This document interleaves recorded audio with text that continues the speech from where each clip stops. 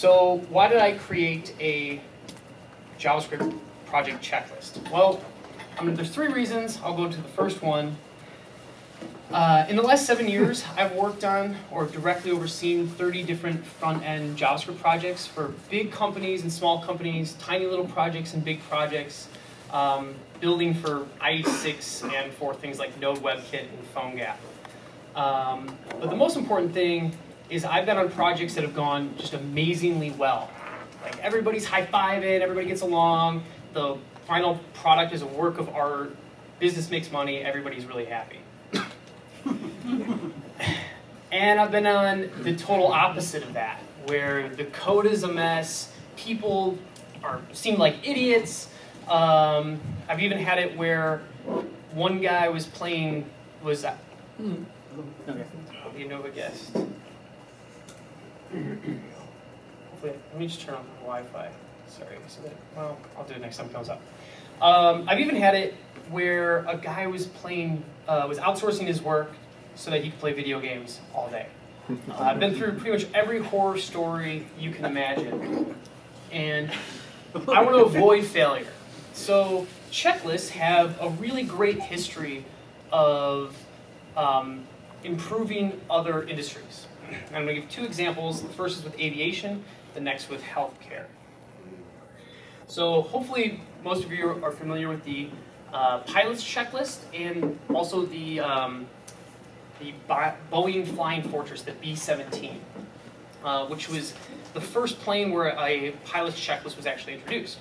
So Boeing was in the final phases of a flight competition between it and one of its competitors. And it was just expected to win. It was faster, could go further, could carry more bombs.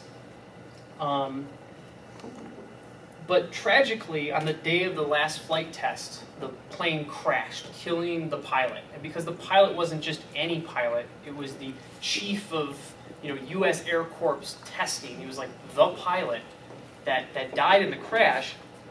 It was deemed too unsafe to fly, which was ironic because the B-17 is famous for how much damage it could take and just keep flying.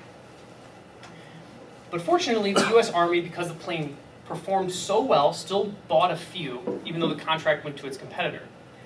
So Boeing engineers had this challenge. How do we make this thing flyable? And they did what seems so obvious today. They created the first pilot's checklist. And then with these checklists for takeoff and landing, Boeing test pilots flew 1.8 million more miles without another incident, kind of proving that it was safe to fly and getting it into production for World War II. So that's flight.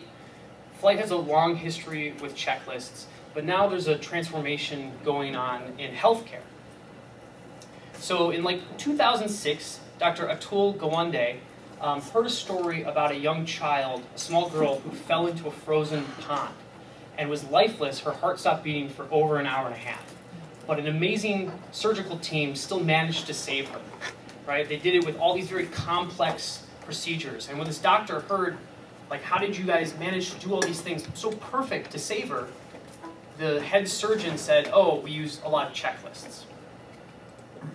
So with that information, it inspired him to go pursue a study that showed, with over 8,000 patients in 8 hospitals around the world, that simply by using a checklist in surgery, you can reduce mortality by 50%. Right, so now checklists are heavily introduced and they're starting to be heavily used in surgery. So I thought, okay, great, I'm going to look at existing checklists and see what's there. So if you look online, there's a lot of existing checklists. A lot of them look pretty useful, but in my opinion, they didn't address the real problems of JavaScript project development. No project has ever failed because a robots.txt file wasn't created.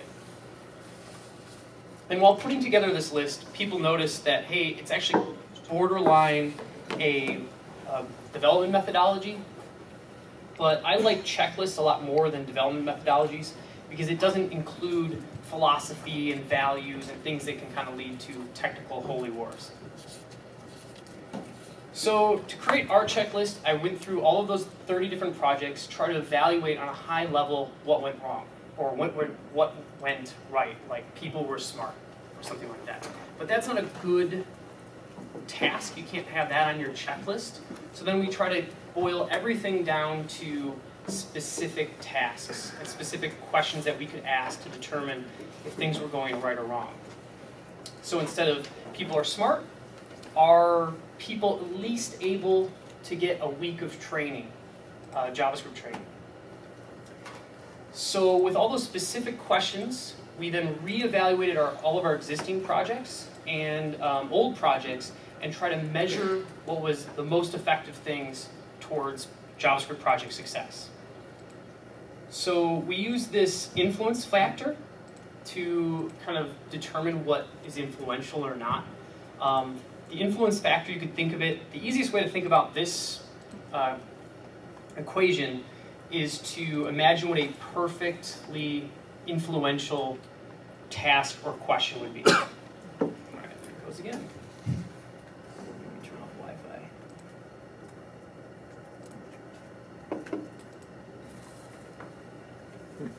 Okay. So a perfectly influential question or task would be checked on every project that was a success and not checked on every failure. It would have a positive influence of 1. So if we take a look at some of our results, the most influential thing, or no, not the most influential, one of the most influential things is, were you able to release something in 6 months, right? So from the start of the project, could you get a release out the door in front of users within 6 months? Projects that we've been on that have lasted years tend not to end so well, but the shorter the project, the better. So try to get, obviously, small projects. An interesting one was, do you use a module loader? Was actually negatively influential. And taken on its own, you shouldn't use a module loader in a project. However, this is correlation, not causation. When we haven't used a module loader, it's almost a much smaller JavaScript project.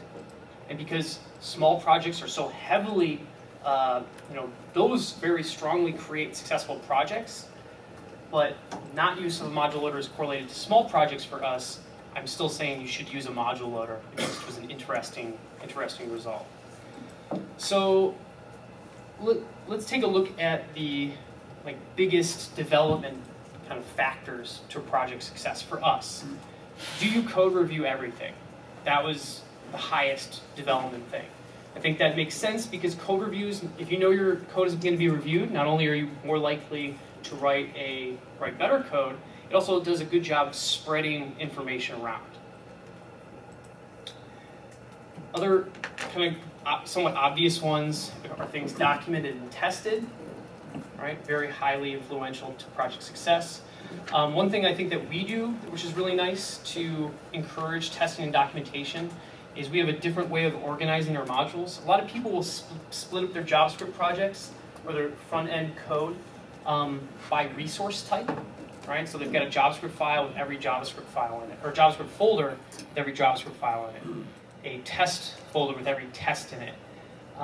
We break things down by putting them all together. So every module has its own folder, and the folder contains everything for that module. And we will also always put in a demo page that will load the module, show it off that it can be used, and also a standalone test page that runs just that module's tests. So this is a really good pattern that we found very successful for us.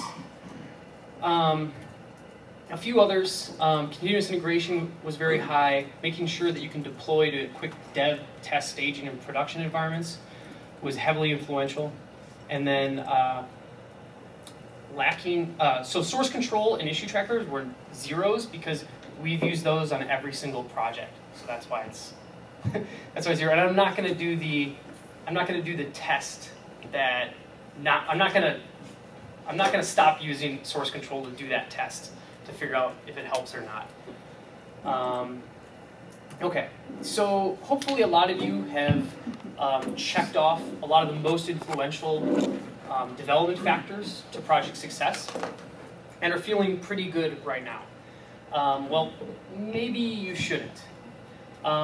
Because what we've seen is that all your development skill and development power can mean nothing in the face of against bad design teams and bad management. So you might write perfect, fast, 100% tested code, but it's not as highly correlated to project success from our experience. I've been on a project, one where the management couldn't decide whether they wanted something built for desktop users or for tablet. We ended up writing something that was designed for tablet, but only worked for desktop IE users. You don't want to be writing an ugly app that nobody sees. And this doesn't make me happy as a developer, because I want to kind of swoop in, save the project, teach everybody how to do JavaScript the right way, and make everything better.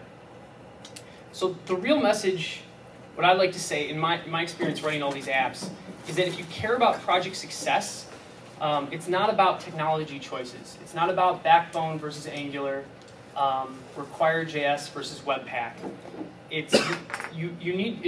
Those things can matter, but it's much more about making sure that design and management teams are doing the right things for you. And this is really why, a big part of the reason we use a checklist. Because it can be tricky to address management and design concerns. You don't want to step on toes. You don't want to be confrontational. So this is why we have a checklist that includes design and management material, because it allows us to approach them. A checklist is not confrontational. It's just like, oh, it's checked or not, right? Maybe you guys should check it. Don't fire the messenger, right? It's just the checklist saying this. Yeah, checklists don't feel, people don't feel threatened by it. So it's easy for us to walk our management and design teams through the checklist. So I'd like to walk you through the results of how influential management and what were the most influential management and design factors to success. So for great design, it was all about user testing, designers that can actually get that out in front of the users often. That matters more than anything in our experience. And then design teams that produce really good design documentation. They've got good wireframes and mockups, and they know how to capture user stories. They're capturing user stories from management. That's really important. And then for great management, management that provides a very clear vision, goal, strategy, and roadmap. It lets people know what they're trying to do is very important. Then great management makes sure that people are able to do whatever they're trying to accomplish. They provide yearly trainings, was very highly correlated. And they make sure that it's a short project, that it's accomplishable. And then finally, which was kind of surprising, is that social events really showed the project was highly correlated project success. These were the highest for project management.